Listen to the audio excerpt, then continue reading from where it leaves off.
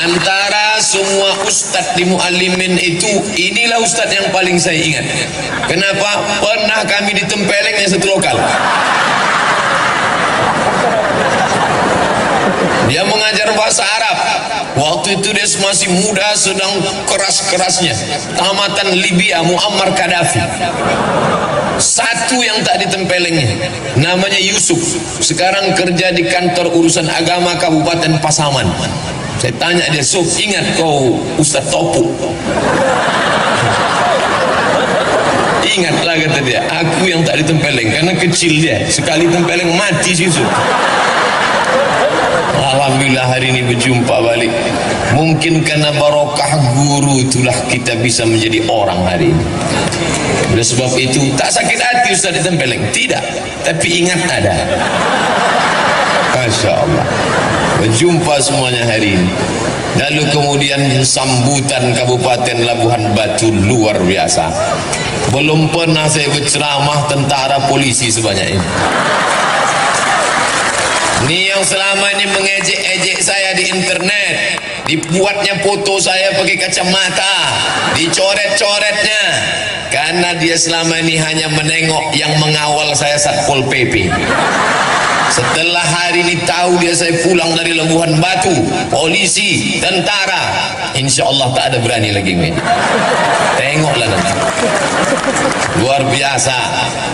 Tadi disambut mulai jam 7, jam 8, jam 9. Makan sarapan pagi. Tak berhenti berfoto. Sampai terlintas di pikiran saya, aku ni diundang ceramah apa diundang berfoto?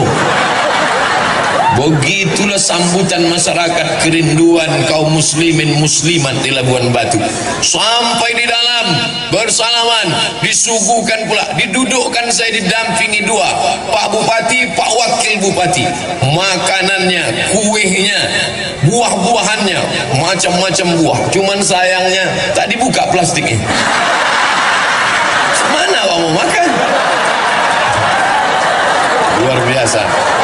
Bapak-bapak wakil DPR pula di belakang. Ibu-ibu keluar dari tenda, padahal panas, tapi ternyata cuaca panas tak menghalangi. Kenapa? Hati mereka sejuk. Mudah-mudahan kalau hati ibu sejuk, maka rezeki bertambah. Betul? Kan? Betul kata bapak. Asal sejuk hati ibu tu, tambahlah pak. Masya Allah, luar biasa. Maka kenapa acara ini terwujud? Karena ada orang yang punya telunjuk. Ini jari ini 5, ada tinggi, ada pendek, ada kurus, ada gemuk. Dia tak sama. Ada yang punya telunjuk. Kalau yang punya telunjuk ini menunjuk, ditunjuknya jalan aspal. Jalan aspal, insya Allah berubah jadi aspal besok. Tapi kalau Abdul Somad menunjuk jalan, bertambah lubangnya. Ini telunjuk ni siapa? Ini orang yang punya kekuasaan. Maka yang punya kekuasaan ni mesti orang yang taat beragama sesuai dengan agamanya. Tentu agama Islam, agama kita insya Allah. Allahu Akbar. Hanya menunjuk dia ke atas. Bapak-bapak kalau berfoto kan begini, Allahu Akbar. Datang istrinya bertanya, bang, apa artinya bang tadi? Kaulah yang pertama dan terakhir. Waktu tak ada bininya, apa artinya itu pak? Bertambah satu lagi. Anak-anak gadis, jangan kalian berfoto begini. Ini banyak nih yang foto anak-anak gadis nih. Jangan kalian foto begini. Tahu kan artinya apa? Jadikan aku yang kedua. Jangan. Hati-hati. Diajak foto begini. Oh, ini saya ceritakan bukan saya mau menyombong-nyombongkan diri. Na'udzubillah, tidak. Saya hanya mau menyampaikan ke Ustadz Haji Zaharuddin LC bahwa Ustadz tidak gagal mengundang saya. Beliau ketua Ikatan Alumni Al-Azhar dari Kabupaten Labuhan Batu. Beliau mau WA saya, SMS saya bilang aku tak bisa datang, bukan karena engkau yang mengundang saudaraku, tapi karena aku tak ingin menghapuskan jadwal-jadwalnya, jadi fitnah nanti. Jangan gara-gara ini rusak hubungan kita sesama Allah, sesama manusia. Tapi rupanya begitulah indahnya, apa namanya,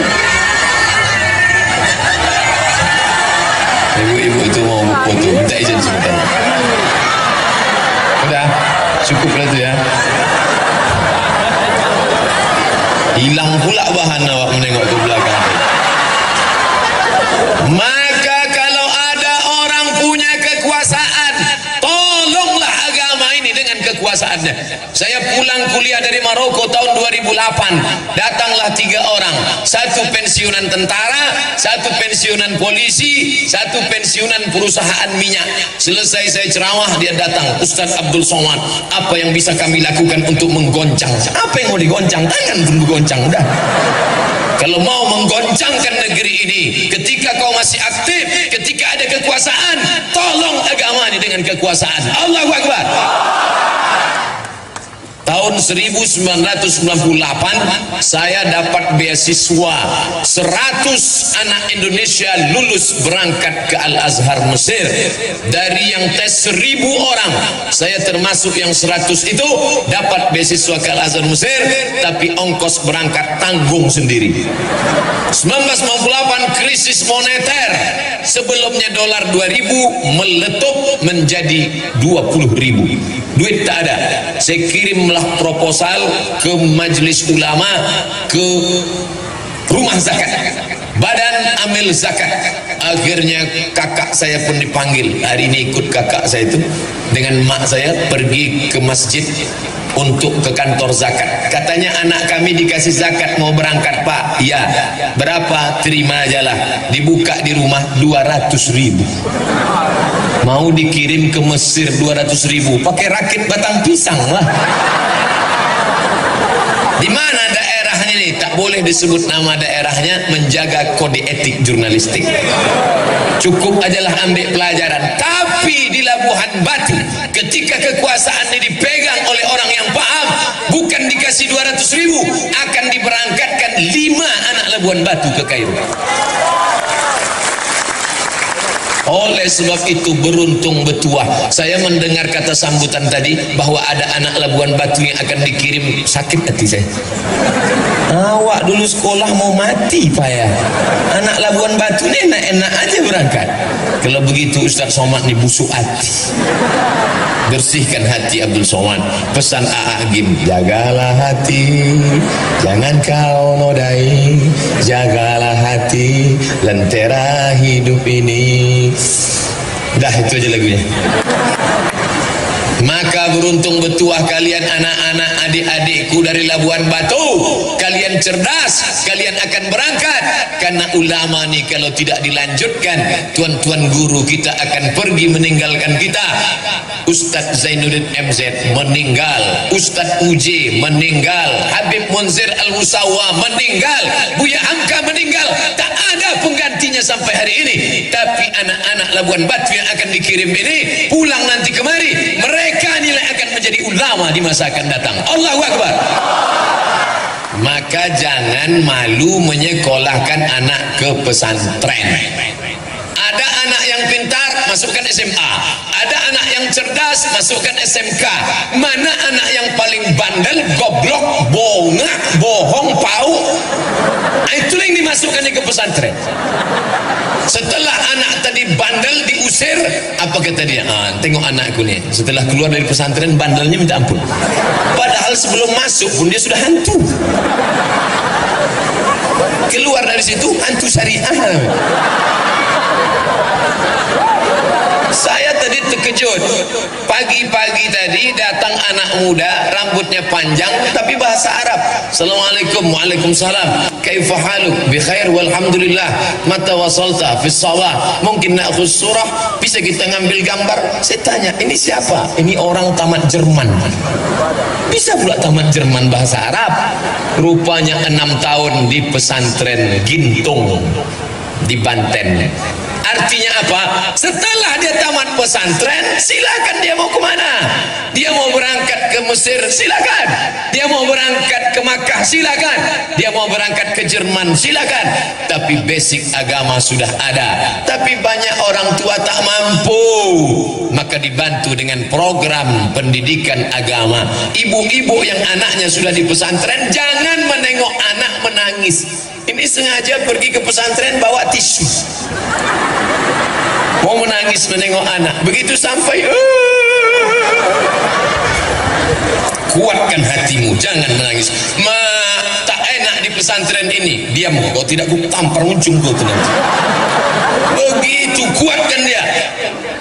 Si bapak-bapak mengadu sama saya, Ustaz Somad, ya aku baru menengok anakku ke pesantren, terus menangis biniku, bengkak matanya Pak Ustaz. Kenapa? Di rumah spring bed tobal, di pesantren tipis, mau nangis. Masuk kami ke dapur Pak Ustaz, di rumah cabai dibelah, bijinya dibuang, digilingkan, kasih gula merah, pedas nak. Sampai di pesantren bukan cuman bijinya, batangnya pun di blender orang tuh Pak Ustaz. Akhirnya saya panggil bini saya itu, Pak Ustaz, ke sini. Lebih baik kau menangis sekarang daripada kau menangis 20 tahun lagi karena dia pecandu narkoba. Lebih baik kau menangis sekarang daripada kau menangis nanti karena dia asik naik Honda, naik motor, pergi ke sana, pergi kemari. Tuh, mati. Bonceng sana, bonceng sini, bonceng sana, bonceng sini, masuk angin gembong. Alhamdulillah, setelah dia di pesantren tenang hati saya Pak Ustaz. Maka sejak itu saya nasihati bini saya, berhenti bini saya itu menangis Pak Ustaz. Sekarang tak menangis lagi dia. Selesai masalah, habis itu saya pula menangis Pak Ustaz. Ternyata laki-laki ini pun hatinya lembut ibu. Jangan ibu sangka bapak tu Pak Ustaz, suami saya yang menangis Pak Ustaz.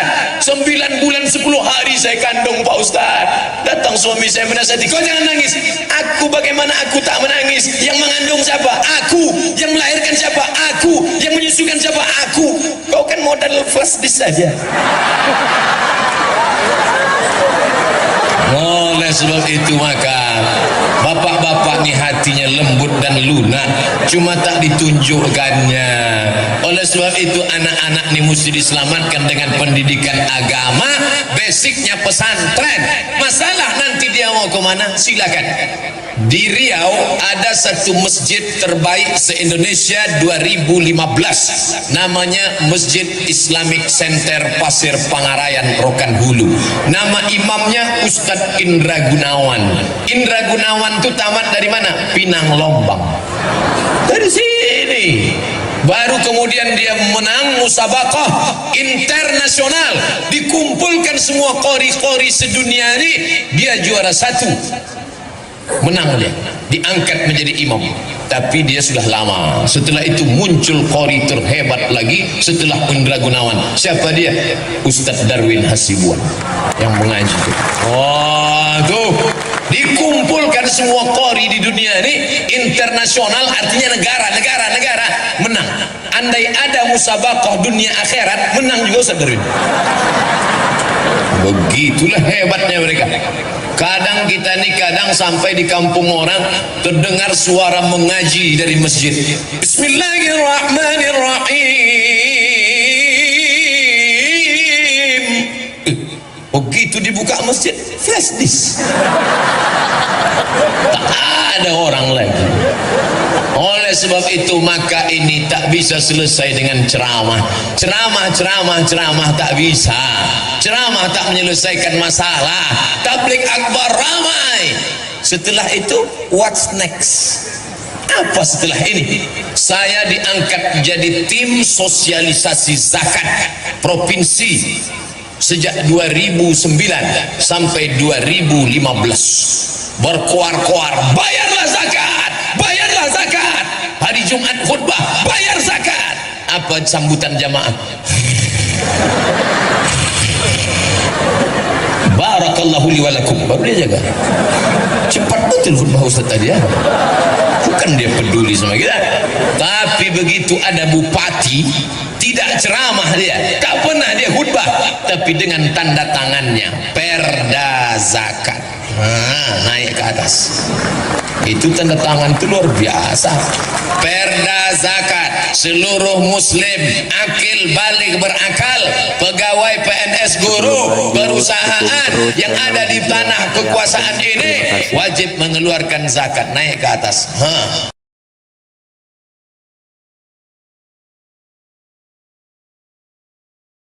ke atas 2 miliar, oh ke bawah 1 miliar, keluar zakat.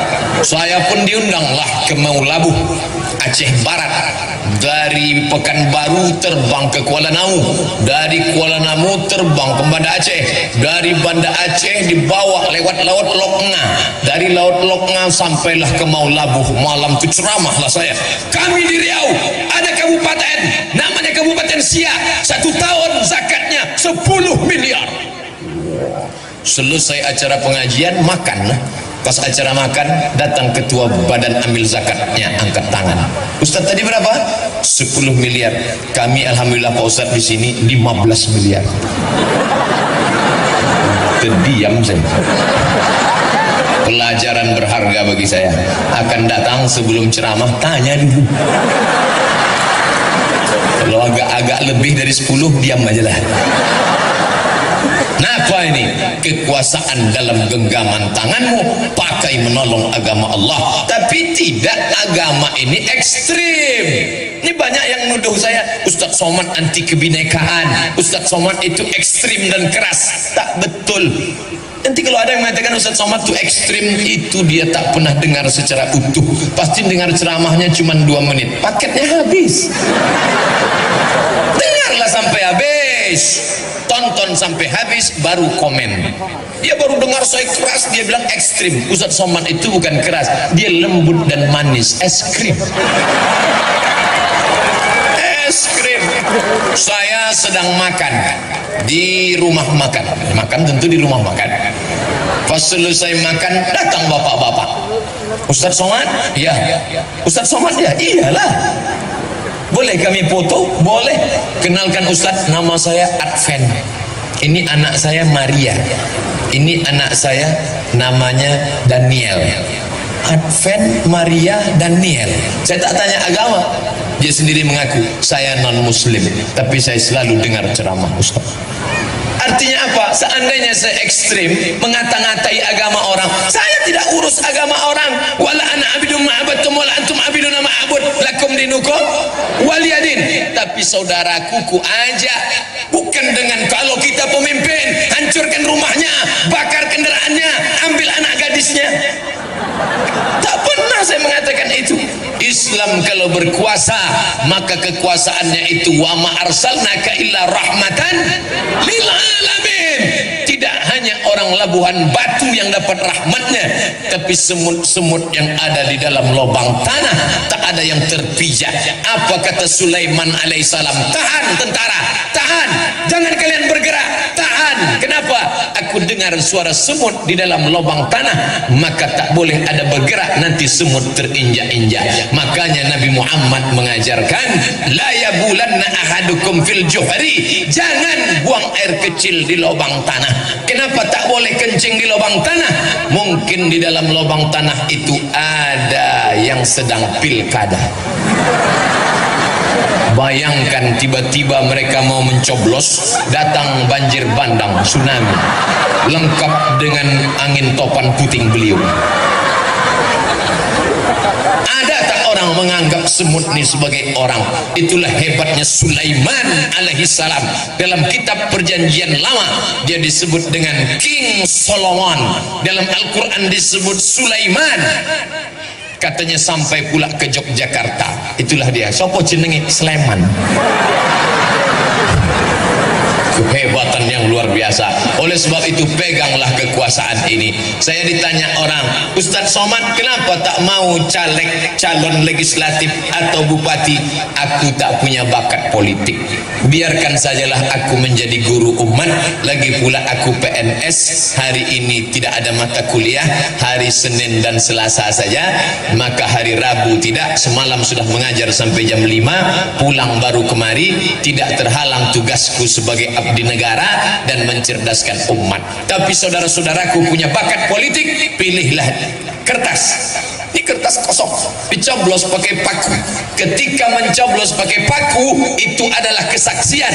Aku Abdul Somad dengan atas nama Allah memilih orang ini sebagai wakilku di parlemen. Bismillah, cucuklah. Entah lubang hidungnya, entah telinganya, terserah.